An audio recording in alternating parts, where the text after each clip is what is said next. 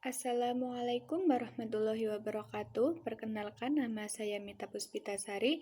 Saya dari kelas PAI 3A.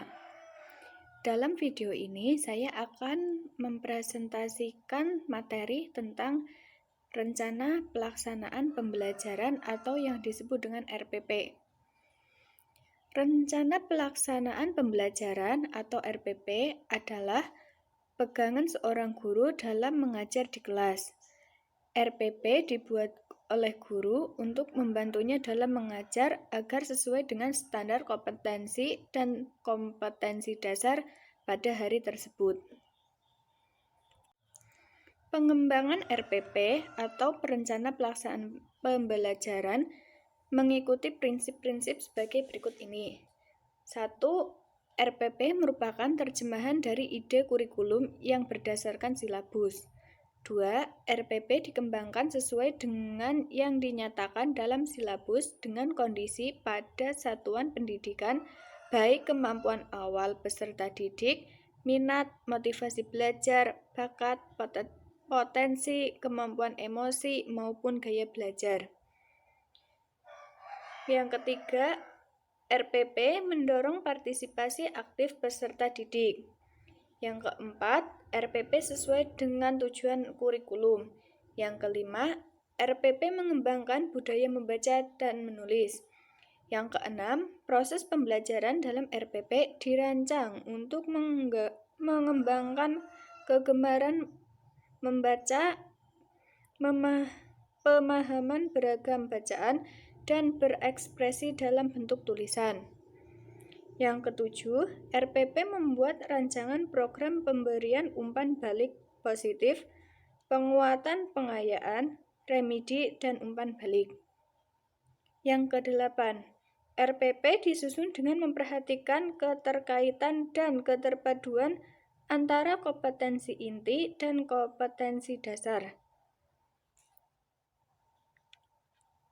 Yang kesembilan, RPP disusun dengan mempertimbangkan penerapan teknologi informasi dan komunikasi secara terintegrasi, sistematis, dan efektif sesuai dengan situasi dan kondisi. Berikutnya adalah komponen dan sistematika RPP. Yang pertama, tujuan pembelajaran. Kedua, materi pembelajaran. Ketiga, metode pembelajaran. Keempat, sumber belajar. Dan kelima, penilaian. Yang terakhir adalah langkah-langkah pengembangan RPP. Yang pertama, mengkaji silabus. Yang kedua, mengidentifikasi materi pembelajaran. Yang ketiga, menentukan tujuan pembelajaran. Yang keempat, mengembangkan kegiatan pembelajaran. Yang kelima, penjabaran jenis penilaian. Keenam, menentukan alokasi waktu. Dan yang terakhir, menentukan sumber belajar. Berikut ini adalah RPP yang saya buat. Untuk sekolah standar MAN, mata pelajaran Al-Quran Hadis, semester ganjil untuk kelas 12. Materi pokoknya adalah sabar dalam menghadapi ujian dan cobaan. Alokasi waktu 6 kali 45 menit. 3 pertemuan kali 2 jam pelajaran kali 3 minggu. Tujuan pembelajaran. Setelah mengikuti proses pembelajaran, diharapkan siswa peserta didik dapat 1. Menghayati nilai sabar dalam menghadapi ujian dan cobaan, membiasakan perilaku sabar dalam menghadapi ujian dan memiliki sikap optimis sebagai implementasi dari pemahaman Quran Surat Al-Baqarah ayat 155 sampai 157 dan Quran Surat Al-Imran ayat 186.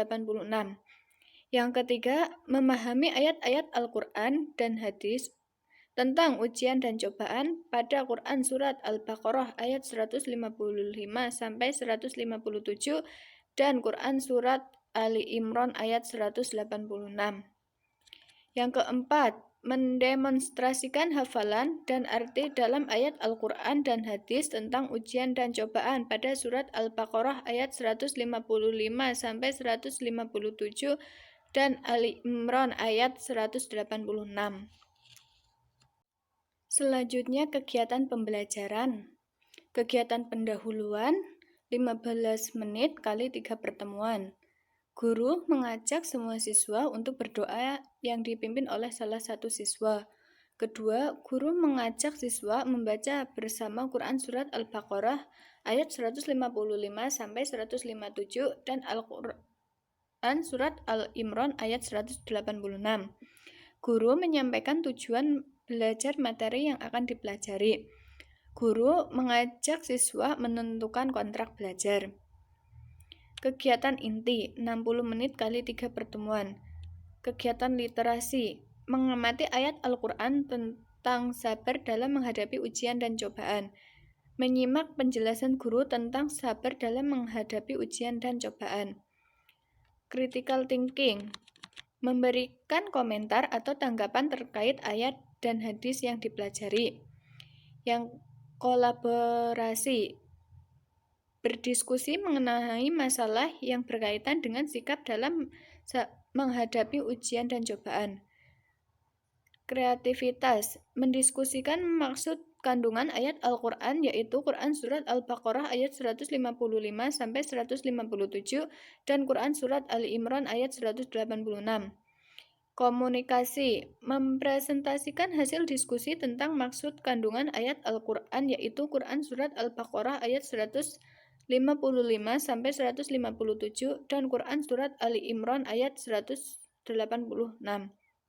Kegiatan penutup 15 menit kali 3 pertemuan. Guru dan siswa menyimpulkan hasil pembelajaran. Guru memberikan tugas dan guru bersama-sama siswa membaca doa penutup. Penilaiannya penilaian proses belajar mengajar dan penilaian hasil belajar dengan cara tes tertulis atau portofolio atau ringkasan materi yang dikumpulkan kepada guru. Sekian presentasi dari saya, kurang lebihnya mohon maaf. Wassalamualaikum warahmatullahi wabarakatuh.